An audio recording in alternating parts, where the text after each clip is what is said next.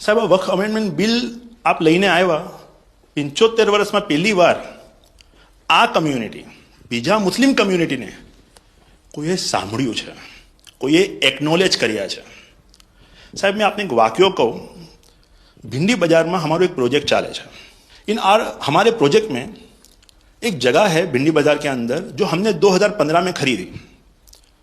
हम मालिक हैं, बहुत मेहनत से खरीदी। उस जगह को 2015 में लिया, 2019 में कोई नासिक का और अहमदाबाद का शख्स जाके बोलता ये जगह वक्फ है। वक्फ तो वहां पे तो लोग रहते हैं, टेनेंट्स से दुकानें हैं।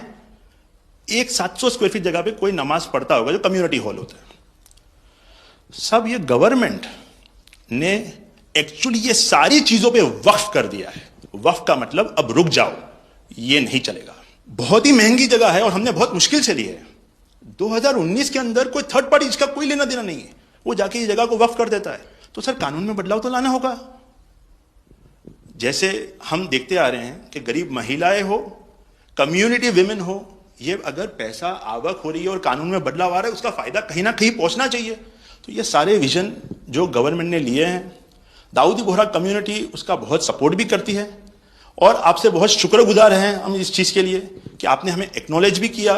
हमने इसके अंदर एक्सक्लूजन मांगा है कि हमको इस वक्फ एक्ट के जुरिडिक्शन में नहीं रहना, and we want to be govern by a trust act और अ सेपरेट एक्ट।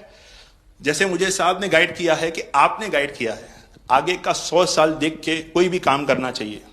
हम उसी राह के ऊपर इसकी कोशिश कर रहे हैं और मैं वापस से बहुत बहुत धन्यवाद करता हूं आपका कि आपने ये बिल और ऐसे बहुत से कठिन बिल जो आते रहते हैं, बहुत बहुत धन्यवाद। मैं एक और चीज़ शाह साहब के द्वारा ये कहता हूं कि सैयदना साहब की उम्र अल्लाह ताला तार रोज़े क़यामत दराज करे। उनकी मोहब्बत करनार माननीय प्रधानमंत्री जी को अल्लाह ताला सेहत में रखे, हिफाजत में रखे, लंबी आयुष दे और हमारे देश की सेवा आप करते रहिए। 1923 से हम ये गुहार गवर्नमेंट से लगा रहे हैं कि हमें एग्जेम्पशन चाहिए। जो 51st हिज होलीनेस थे, उसके बाद 52nd सैयदना साहब और आज 53rd दाइल मुतलक सैयदना साहब वही सेम बात कर रहे हैं कि हमें एग्जेम्पशन चाहिए।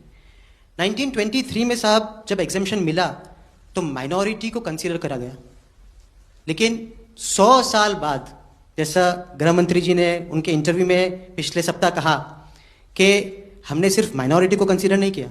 साहब ये जो एक्ट आया है वो प्रिवी काउंसिल क्यों लेकर आई? प्रिवी काउंसिल ने ये एक्ट इनैक्ट किया माइनॉरिटी के प्रोटेक्शन के लिए, लेकिन साहब आपने ये एक्ट इनैक्ट किया सिर्फ माइनॉरिटी के प्रोटेक्शन के लिए नहीं, बल्कि माइनॉरिटी विद इन माइनॉरिटी के लिए।